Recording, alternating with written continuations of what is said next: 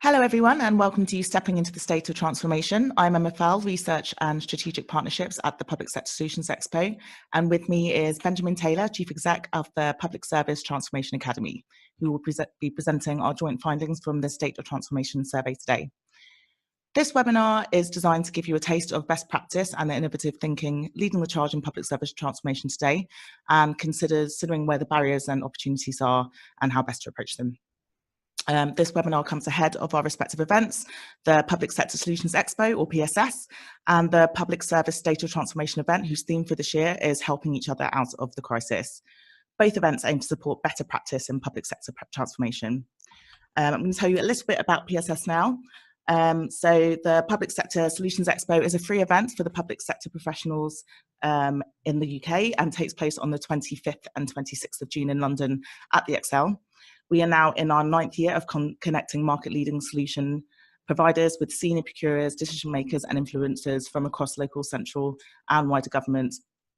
The event addresses key challenges and signpost opportunities in commissioning and procurement across workforce and leadership, digital and technology, estates, assets and urban transformation. Visit pssexpo.co.uk to find out more and book your free spot in June. I'll hand over to Ben now to say a few words about the Public Service Data Transformation event taking place next month, and he will begin the presentation. Thank you very much, Emma. Yeah, Benjamin Taylor here. This survey for the State of Transformation, done jointly with Public Sector Solutions Expo, is only part of our wider public sector state of transformation process. The Public Service Transformation Academy, in partnership with Connected Places Catapult and all the partners you can see on the screen, is an organisation that supports to help public services to transform themselves. And every year we run a state of transformation process, which consists of this survey, where we're very, very pleased to have Public Sector Solutions Expo join us this year. I've just been informed that my camera is on, and that's not the intention. Hopefully you can all just see the slides. That's what we're trying to show you. And hopefully you can see the slide about our conference, because the conference is the big event this year, happening on Tuesday, the 18th of June. If you go to the link on the screen, you can use the code EXTRA30 to get 30% off the ticket prices. That will be a brilliant coming together of over 200 people who are involved in leading public service transformation across public services and across different approaches. And we will also be launching our State of Transformation report, which will contain this information and a set of think pieces and case studies which you can learn from and steal with pride to help you in your transformation work. A word about process during this webinar. We are booked through for an hour and a half. We expect to finish within an hour, but if any of you want to stay and ask further questions, I'm very happy to continue to field them pretty much as long as you want. If you have a question, you have basically two routes. We would like to ask you to find on your screen or on your app the Q&A slot and queue up your questions by asking a question through the Q&A process. If you think there's any thing that you need to bring to our attention more urgently, as an attendee, you should have a function where you can raise your hand. I will probably see that as the facilitator. If not, my colleagues will let me know, and we'll come to you. And Anita, you've raised your hand. I will just allow you to talk as a test. Anita, can you hear me? You may need to unmute yourself at your end.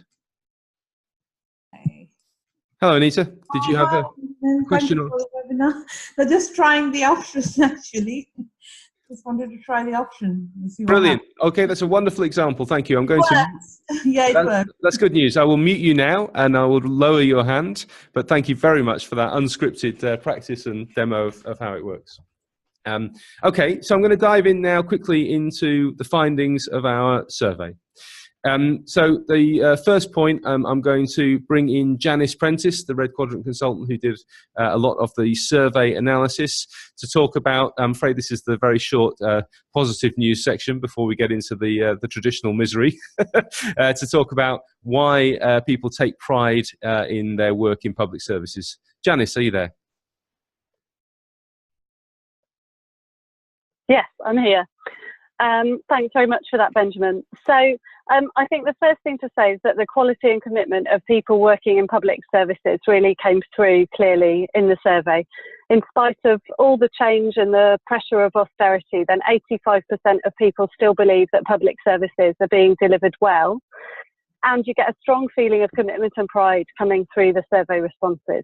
And one of the questions that you can see the data on here is, what makes you proud to work in public services? So in people's answers, they talked about wanting to improve the health and well-being of people in their area, or like one respondent simply said, improving lives in the local area. And people are proud of delivering services under difficult financial situations.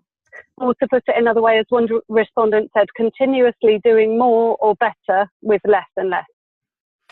So people are proud of delivering positive outcomes for local people and adding social value to individuals and communities. Some respondents talked about the importance to them of helping those who are vulnerable or could be excluded by changes to services. Especially when we talked about the move to digital, many respondents mentioned the importance of considering those who wouldn't be able to easily move to digital services. And respondents said that they're proud of helping individuals who have barriers to access the things that they have a right to, helping people with things that they're unable to do on their own, understanding the needs of the most vulnerable and meeting their needs. And one respondent suggested that if we get it right for the most vulnerable, then we start to get it right for everyone. And I think finally, it's beautifully summed up by one respondent who said that they are proud of having a positive impact on the lives of people who need us most. Brilliant. Thank you, Janice. And we've got a nice wordle here, which really, the words are probably no surprise, but nice to see outcomes as a focus up at the top there, along with the big service, a big focus on people. People and communities is obviously what it's all about in terms of public services. In terms of the quality of public service provision, most people still believe that despite the challenges, services are being delivered well or better. And I should say, we'll be zooming through all these findings because you'll all get a copy of the PDF of the full report and you can dig in detail. It is noticeable that most people have an in-group bias.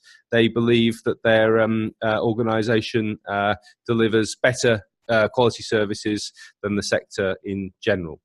However, I'm afraid we now go into some of the challenges of austerity and the rest. Most people feel that things in general in public services will get worse in the next few years, although a fairly healthy proportion of people, 30% or nearly, believe that their own organisation will actually improve.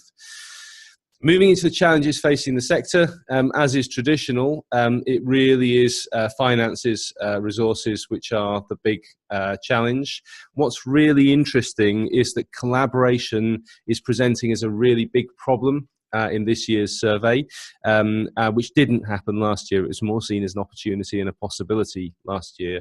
Brexit is clearly front of mind and I think drives some of the challenges around politics that we'll see later on. Recruitment and retention, interestingly, has really shot up the agenda as a really significant problem, which I think is quite fascinating, and you can see political uncertainty in there as well. And right down at the bottom, you can see that people are not that focused on devolution at the moment. That's consistent with the stuff about structural change that you'll see in a minute. And quality of buildings and estates and public engagement actually get really interestingly low scores. Moving in to structural reform and the concept of commissioning that we've bracketed together, this is really quite a striking finding, I think. Most people in public services think that all of the structural reforms of the last few years have been, by and large, unproductive. They have had a negative effect. The biggest one being local government reform. I can only speculate that that's potentially around all the conflict and the cost of change that's generated. But you can see across the board the abolition of RDAs, introduction of clinical commissioning groups, police and crime commissioners, on a strong balance of opinion, respondents to our survey thought that they were not helpful. The Northern Powerhouse is absolutely neutral. The only two that get positive scores are the Midlands Engine and the introduction of LEPs. So you can queue up any Q&A as we go through all of these things. No doubt some of these are going to be quite interesting in terms of what they might mean. I won't read out the quotes here. But clearly people are not convinced that structural reform actually, creates new, positive, thriving conditions in public services, certainly not in the current circumstances.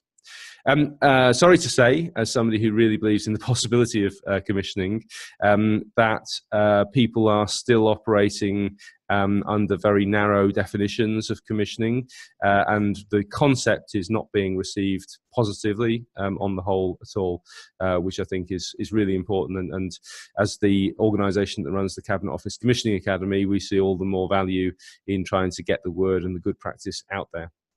In terms of areas of strengths and weaknesses, I won't go into this in much detail. You can look through in detail when you get the PDF. I think it's interesting that people, perhaps through practice, are really, really strong on managing risk and providing value for money for the taxpayer. And actually they think that they are reasonably good at collaborating around delivering services, aligning resource to demand. So these things are really demonstrating, I think, the focus on really making do and mending and austerity. Right down at the bottom, we've got moving to integrated services, co-design and co-production, using big data and analytics are all not really successful. And interestingly, that managing demand comes very low, whereas aligning resources to demand comes high. For me, that suggests that it reflects that we're unable to get upstream and do that prevention and early intervention kind of work that would cut off the demand upstream, but we're able to marshal our resources to deal with it as efficiently as we can possibly manage. Over the next 3 to 4 years, people think that management of demand will get even harder.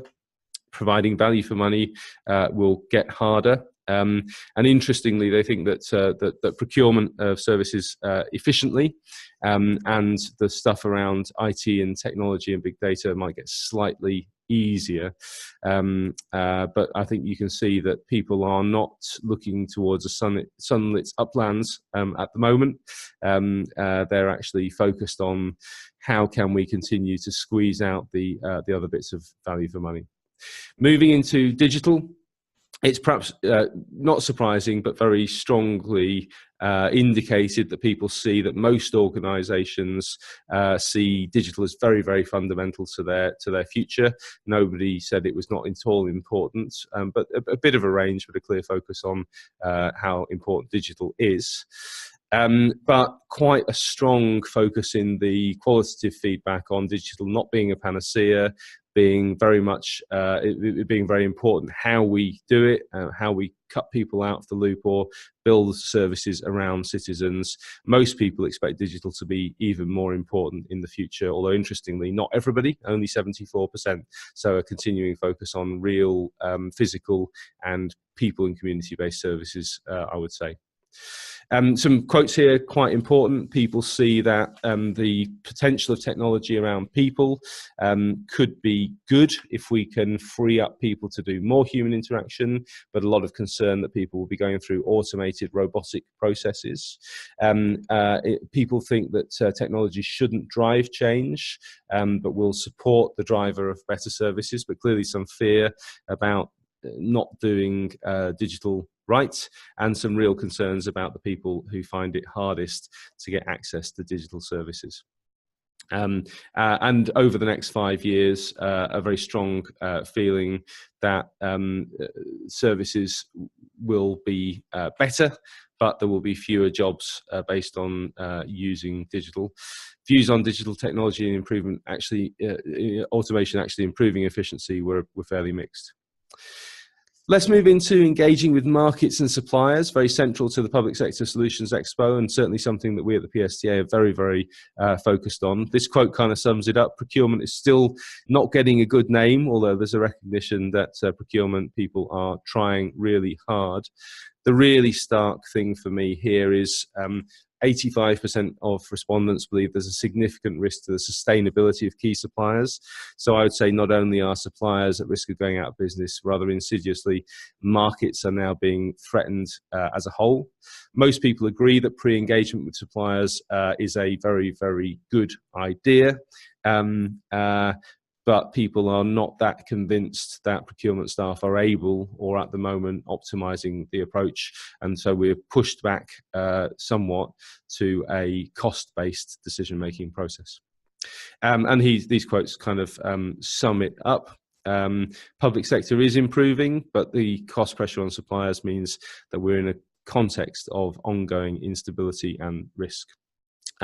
What's interesting is that by and large, people think engagement of the private sector in public services is about right. A few more people think that there is too much involvement, but again, really interesting that the balance is almost completely balanced when people are thinking about their own organisation.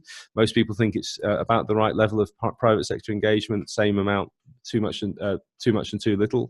When they're thinking about public service as a whole, people tend to be more critical of private sector involvement. And this is a nice little chart which basically says that people strongly agree that there's value of private sector inputs. They are fairly neutral, but broadly agree that there's a good range of suppliers. That perhaps reflects the difficulties in the market, but people actually are a bit sceptical that private sector can normally deliver services cheaper and better, and that they really get the culture and ethos of public services. So a reminder, queue up any questions and answers that you may have for us to address at the end during the course of this webinar. We didn't want to talk about Brexit, but it's rather thrust upon us. And striking figure here that 52% of people have made plans with regards to procurement following Brexit, and 48% have not. And a real range of focus. Some people say, well, we just don't know what's happening yet, and therefore we're not able to take action.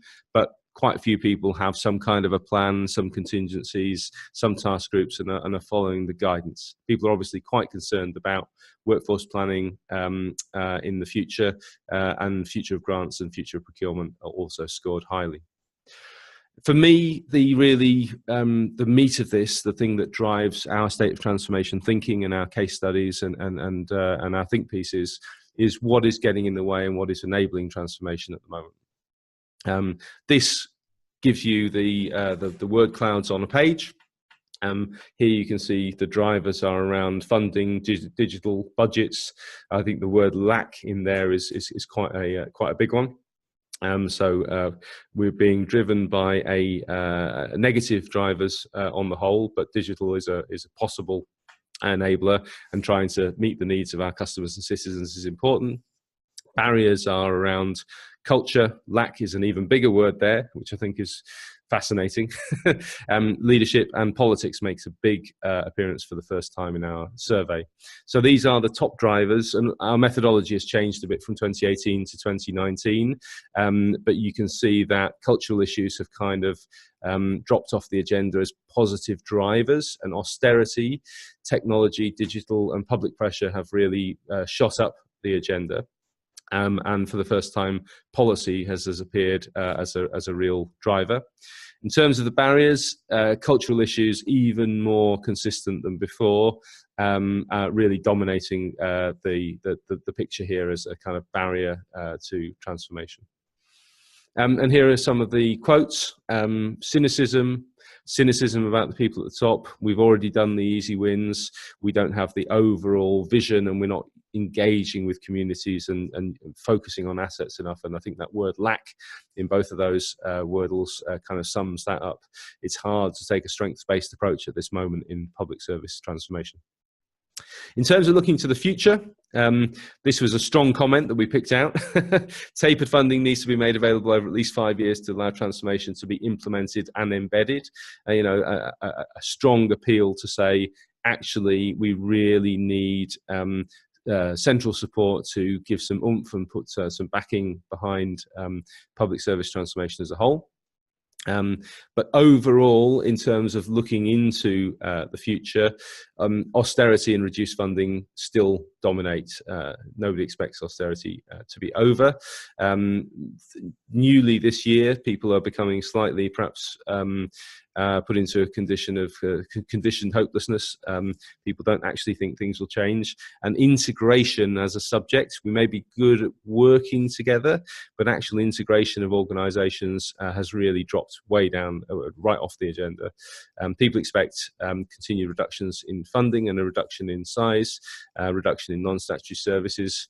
More local authorities will go bust, is the big message from that. I'm not sure if that's strictly true. We will see, but certainly more local authorities will be doing less and less, I would suggest. So to sum up, we need to listen to citizens as citizens, not just customers, and respect democracy. We still act as if we know best. The aspiration is still there to really engage with communities and citizens. The reality is making things quite a bit harder. We asked what should the PSTA do to continue to support transformation, and the top ask is to continue to provide shared learning about what works. So our appeal again is to come back to come along to the conference, go to the Public Sector Solutions Expo as well. However hard it is to get your head up and look beyond the here and now, the urgent cuts and the urgent service changes, we really still need to keep our aspiration to look for real transformation. Both of our shows, conferences are good ways to try to do that. We hope you'll read the details of this survey and our think pieces and case studies with some interest, and come back to us and try and really engage around picking up the knowledge that you need to deliver transformation. So we've got Paul Keneally, the Chief Operating Officer of the Public Service Transformation Academy, on the line, along with Janice and myself and Emma. I'm going to hand over to Emma. It doesn't look like we've got any Q&A at the moment, but if people can raise their hands or enter Q&A questions, we've got some time now to answer any questions you may have. Thanks, Benjamin. So I guess we'll start with a question from me. So I guess that's all a lot of information, some of it surprising, maybe some not so much.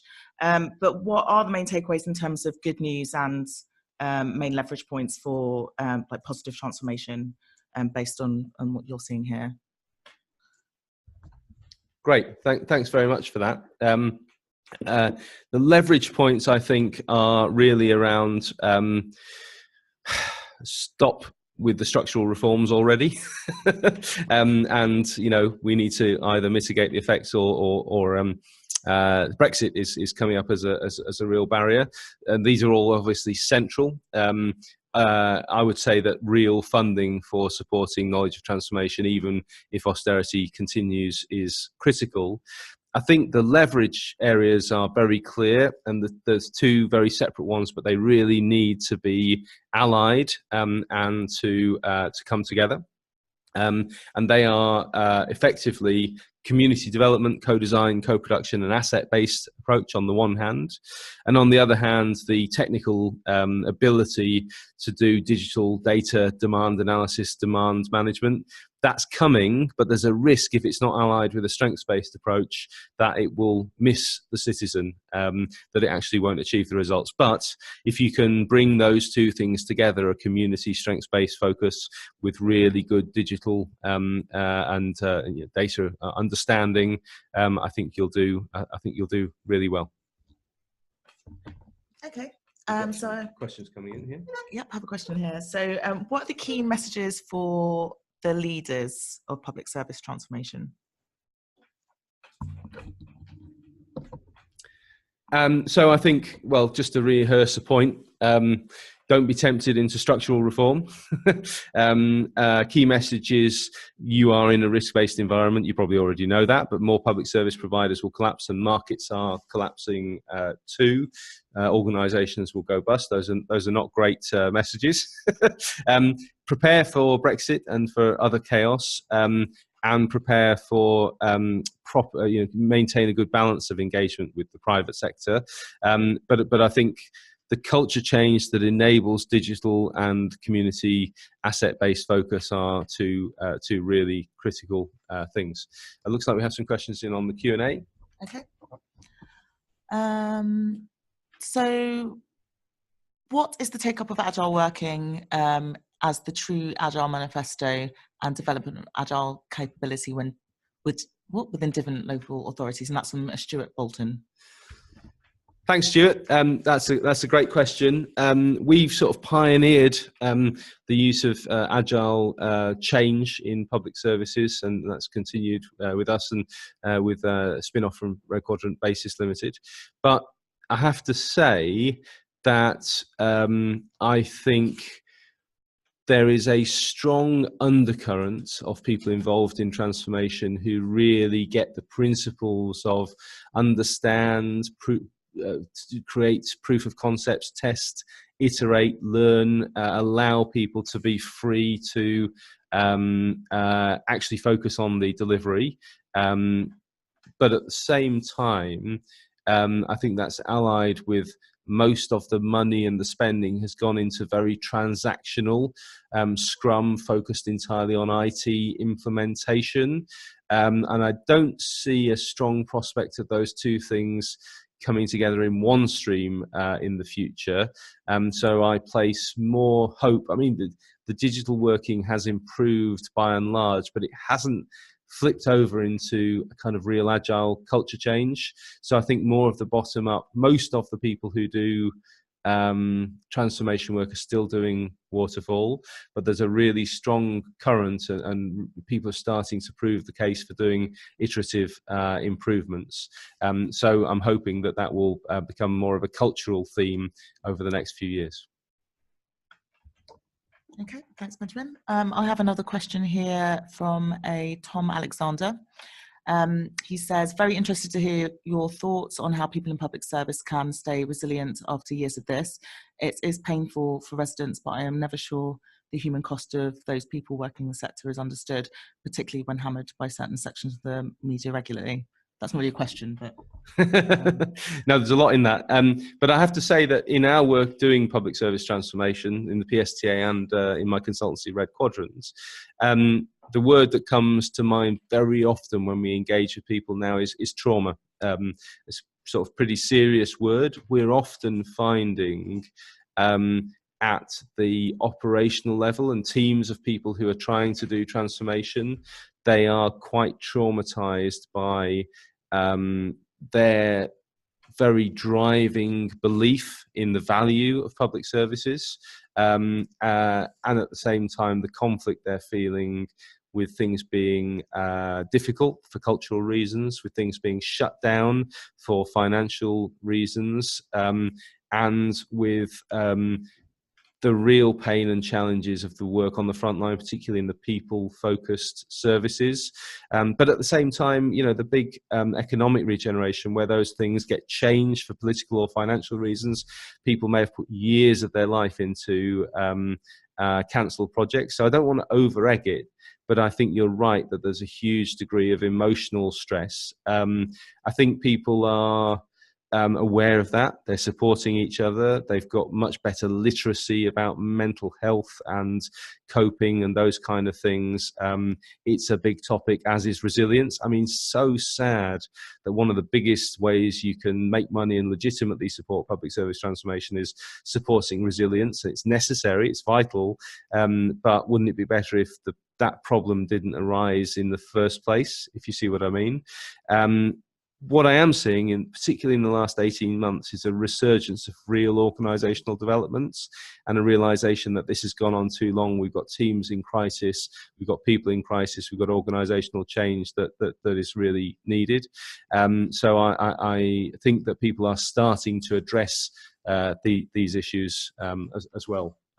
So I think we're getting somewhere, but it's a major issue, and you just have to look at the awful, appalling stuff about that's come out about the life chances of severely disabled people, about the conditions in some of the care facilities that people are put into, about deprivation of liberty and all the rest, to see that we have a very big problem to deal with. Okay. Another question from Des Brown. What are your thoughts about how commissioning organisations can better encourage collaboration rather than competition? Thanks, Des. That's a really interesting one. So we are seeing the future is here, but unevenly distributed kind of situation where we've been preaching for at least I think 7 years at National Commissioning Academies that competition is only one stage, and probably a very immature stage of a commissioning approach. Just to put it in a nutshell, we believe that commissioning is not about you looking at allocating your ever decreasing budget for ever increasing needs. It's about taking an expansive view of the resources you have at your fingertips in terms of being able to marshal citizens, communities, markets, digital innovation, and about thinking really carefully about the real citizen and community outcomes you're there to achieve, and then looking at the interventions between the two. So I think that reframing is a great way where competition is one tool in the tool shed, not necessarily the most important one at all, but some form of competition and contestability is quite valuable in public services. We shouldn't lose that entirely, but we're seeing more and more people create provider partnerships. We're seeing the introduction in halting ways of integrated care systems. I'm worried that integrated care systems just become monolithic provider blocks again if we're not really careful. As with bringing services in-house, I would say a commissioning approach is all the more important for in-house services, really thinking about your outcomes and having some basic threat of contestability available. So we see people create alliances of providers, engage with the providers from the start in much more constructive ways. We're seeing finally the first ever innovation partnerships in use. Check out our case studies report coming up on June the 18th for some examples of that. So I think it's just a question of have a wide view of the possibilities, engage really well with your procurement and commercial people, and focus on outcomes and focus on how you can marshal all the resources in a way you can learn as much as possible to encourage collaboration rather than or as well as competition. And if you want to get that going in your area or in your organisation, speak to Paul Keneally at the PSTA about running a commissioning academy. Okay, thanks, Benjamin. I've got a long one from Jane Eckford. So she says, the idea of listening to citizens as a citizen really chimes with me, as you would expect. And also the idea of stronger communities helping navigate through change as formal institutions radically change or become smaller. She thinks that's where it takes us back to values and strengths-based approach. Digital connectivity will be enhanced by higher quality education and capability to make good independent decisions. Is the link between educational opportunity and digital a way forward for stronger communities? Thanks, Jane. Great, very Jane question, and nice to see you here and so many familiar names. So let me sort of unpack that a little bit. I think you've put your finger on it, that we need stronger communities, more effective communities, as the formal institutions get smaller and change a lot. I certainly agree that education is a pure good in my point of view. Educating and supporting communities at all levels to use digital tools to help themselves is going to be really valuable. So I think that a real focus on education around digital is part of building community engagement and community capacity for sure. That can be a really narrow education and employability and skills-based focus, which I think has its place. But I think the important thing is helping communities to enable themselves through digital and other tools. And if you look at the true transformation examples, and Wigan always features in all of these conversations, there was a really significant investment in community capability in a whole number of areas that saw a massive return on investment against direct public service spending. And I think that sets the example for all of us. Okay, thank you. A short, possibly short, but possibly sweet Brexit question here. So is Brexit, pending either way, a real barrier or not, slash a possible excuse for not doing things? Thanks, Colin. I think I don't know is the answer. I think Brexit is a genuine, real problem.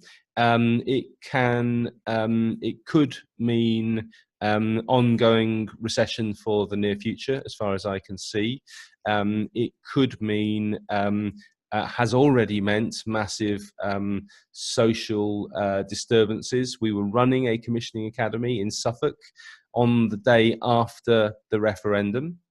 And the chief of police or one of his deputies came into the room and said the first racially motivated attack on a Polish woman had happened at 6 a.m. that morning after the referendum result, which I think is indicative of the impact it's had on our society and our culture. We will have massive workforce shortages. We will have, depending on what exit deal is agreed, if one is eventually agreed, massive disruption to our supply chains, to our procurement. We've already seen massive impact on the economy.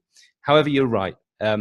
There's so much that can and needs to be done. So I think Brexit can be used as an excuse, but I think the problem we have at the moment is just that all of central government's time and focus and skills and senior people, and increasingly quite a lot at a local level and across the rest of the institutional scene of public services, has been pulled into trying to wrestle with Brexit. So I think that's really the problem. That's what's happened. All of the energy has had to go there. Okay, thank you. And question from Colin Wilson. Do you think there are many other natural drivers or additional agile versus waterfall in the coming 1 to 3 years? Do you think other than the efforts and case studies of agile preferred practitioners? Interesting. That's a quite intriguing question. I think that we are seeing a natural move to experimentation and learning rather than the false certainty of plans and reports that often comes with a programmatic approach. I might move on to just address another question directly from that in a minute. I think that we are seeing a more flexible workforce around transformation, which naturally brings us into those small incremental improvements that can really build into a bigger thing. And I think that we're seeing agility in the broader sense and a learning and experimentation approach, which I take as something very core to true agile, the Agile Manifesto kind of thing, coming through without some of the more egregious branding and accreditation industry that a lot of digital agile implementation has had with it. So yeah, I think those are going to be some drivers of change. And I want to just pick up and answer Anita Mukherjee's question here, because it might sound as though I've been hostile to program management waterfall. And her question is, how do you see the role of PMOs in contributing towards the current and future state of transformation? Anita, I think what's really interesting is that, like organizational development and HR and some of the truly deep cultural transformational stuff, PMOs have had a hard time of it recently, being often cut out of the picture. And I think people are realizing and rebuilding that along with a learning-based approach, they need to have some good governance and structures and approaches in place. Not everything is agile, and I think PMOs are embracing agile as well. I think what PMOs need to be able to do in current and future state of transformation is grapple with, is be able to clearly say that they are both able to do programmatic work, keep things under control, manage the budgets, report accurately on risks and issues, and do truly transformational work, which is more emergent, which is inherently truly complex and unpredictable. And I think if a PMO is able to talk to the senior leaders and understand both of those types of change, then it will be providing an incredibly powerful, useful role in public service transformation. Okay, I have an anonymous question. So what is your view and experience about the challenge of senior leadership buy-in and risk appetite for transformation? Yeah, that's a really interesting one, and I've got two really contradictory answers to that, and both of them are a bit negative. I think there's a group of senior leaders who really signal that they are up for transformation, but don't really mean it. They like the idea and they like the theatre, and they really would like real transformation, but it feels just too risky. And I think there's another category of senior leaders who don't really understand the risks and don't understand some of the implications and go for it too hard. What I really mean by that is you can't ever lose your grip on the business as usual, on good basic management, good discipline, strong control of the organization. So I think the people who do this best balance those two things. They make their organizational life on a day-to-day basis seem relatively simple because things are under control. There's very good task and role definition. Everybody knows what they're doing. There's good accountability, and therefore they can embark on real transformation. But that real transformation understands all of the complexity and all of the risk involved. So those are the people that I am lucky enough to work with some of, and I love to work with them. But I do always remember that I do always recall that chief executives are not necessarily the most powerful people in their organizations, particularly in local government. They're ostensibly first among equals. They have a big job managing the politicians, and actually they have less direct control and spending power than all of their critical department heads. So a lot of it comes down to the functionality of the senior leadership team, and the ones that are naive and new and not too embedded in the pain of their past conflicts and the trauma of the organization, but understand that and understand that they're in a honeymoon period, are the ones who find it easiest to move forward constructively. And I just have a great respect for anybody in public services who does anything to do with transformation at the moment, because it's making life even more complicated rather than just battening down the hatches. Okay, thanks, Benjamin. I have a question here, which segues nicely. What does PSTA have on offer to support these areas of transformation? Well, if he's still online and still awake, I'm going to throw over. Hey, hello. Go ahead, Paul. Paul's the chief operating officer of the PSTA. So, good question. Thank you. This has been a great exercise in identifying some of the tuning in to the needs of the sector. So it's the offer from the PSTA is constantly evolving and developing, but it's been good to get this engagement and for it to inform the approach that we take forward. We have a range of different offers. We have the Commissioning Academy, which Benjamin has already alluded to, which we offer in London 3 times a year, but we also run local commissioning academies and are doing so with Greater Manchester and Somerset, that brings together partners from across the local system to join up and to develop their system and begin thinking in terms of collaborative commissioning. We are conscious that the sector, people working in the sector, under a lot of pressure, time pressure, and in order to reflect that and to shape our offer around what people need, we're keen to reach them wherever they are. So we also have a regional academy offer, which we tested with the LGA and launched one in the east of England, in Cambridge, last year, and that was successful. And we're running a second one in the east of England, and we're now working with East Midlands councils to offer the same thing. And that's really a recognition of people being time poor and the cost of potentially having to travel into to London to attend these. So that's the regional academies, and they generally they talk about aspects of commissioning in terms of systems change and outcomes-based thinking, but they also look at transformation more broadly. We have an online offer, courtesy of Red Quadrant and the Leading Transformation Programme, and that's an online virtual programme which covers 24 modules. On average, they take 2 to 2.5 hours to complete, and they look at a whole range of the sorts of disciplines, concepts, tools and techniques that you would need to launch a transformation or a change programme.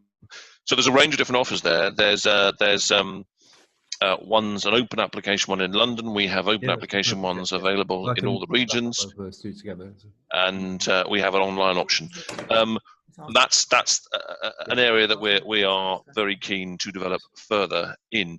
One area generally that we're finding, and this echoes some of the themes of this research, is the need for greater collaboration and the challenges therein, the problems that people have around culture change, and our offer and the content that we is incorporated into our academies is looking increasingly at behaviours and relationships, and that touches on another theme around resilience.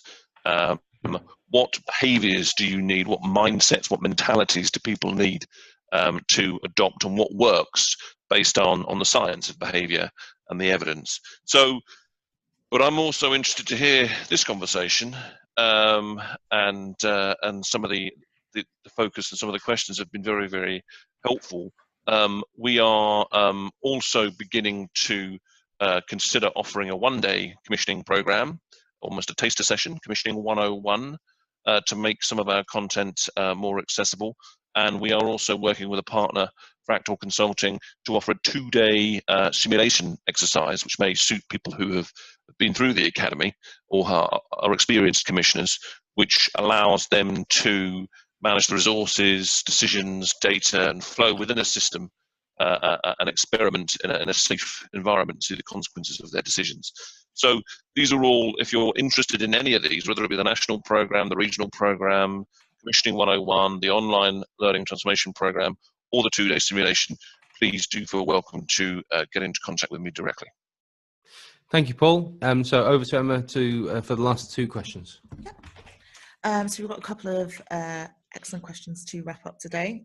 Thanks to everyone who submitted the questions for Benjamin. Sorry, I think we were both muted then. I'm not sure if we were. I said over to Emma for us to wrap up with the last 2 questions. My fault. Yeah, I was just thanking everyone for sending in such excellent questions today. We've got 2 more, time for 2 more. So one from Stuart Bolton: how can the fundamentally high level of risk aversion that exists across the public sector be addressed to enable collaboration and experimentation and learning? Thanks, Stuart. I think there's a simple answer to that: provide some funding to the Public Service Transformation Academy. And there's another simple answer to that, which is get people to come along to events like the State of Transformation and like Public Sector Solutions Expo, and steal with pride. However hard it is, however much you can't spend much budget on conferences and all the rest, it's incredibly valuable. It's critical, in fact, to actually network and understand and share the knowledge and share the learning.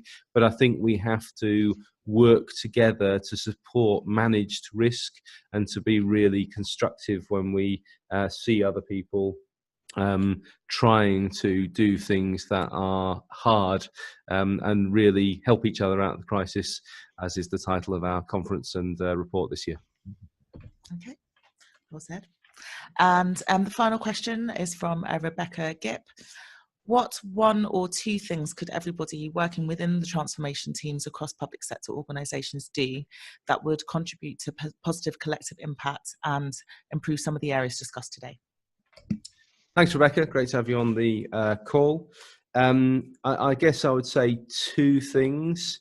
I would say really be clear about the need to recognise both good clarity, accountability, communications, learning, the basics of good management and good organisational practice. Never lose sight of that, but at the same time recognise some of the things involved in real complexity and real transformation, working with people at a human level. That might sound a bit abstract, but so often one of these is set against the other. And I think that's a core cultural problem for public service transformation. And I think the second is be a learner. I know you are, I think all the people on this call are.